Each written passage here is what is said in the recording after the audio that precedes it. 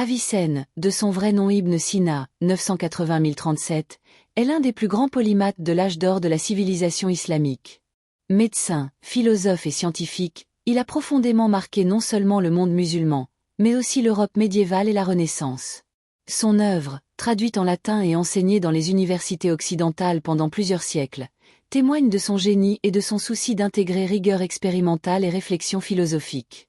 1. Médecine. Le canon de la médecine, Al-Qnn fi Ali Bébé.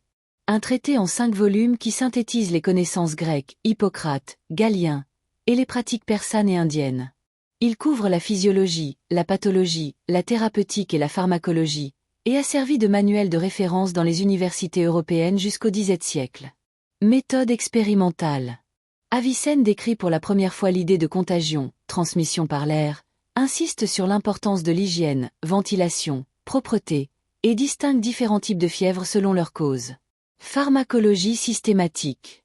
Il classe plus de 800 substances médicinales, plantes, minéraux, produits animaux, et propose des formules précises pour la préparation de sirops, pilules, électuaires et décoctions. 2. Mathématiques. Arithmétique et géométrie pratique. Dans ses écrits scientifiques, notamment le « Livre de la guérison », Avicenne utilise des méthodes algébriques pour résoudre des problèmes de partage proportionnel et de calcul d'air.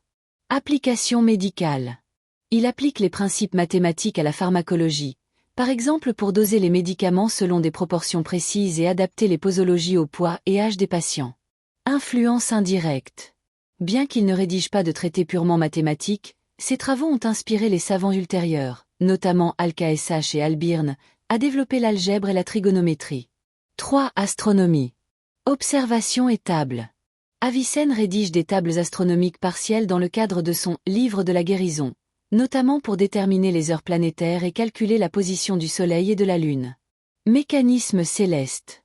Il développe une théorie des orbes concentriques inspirée de Ptolémée, mais introduit des raffinements sur les mouvements irréguliers des planètes, en particulier la variation de leur vitesse apparente.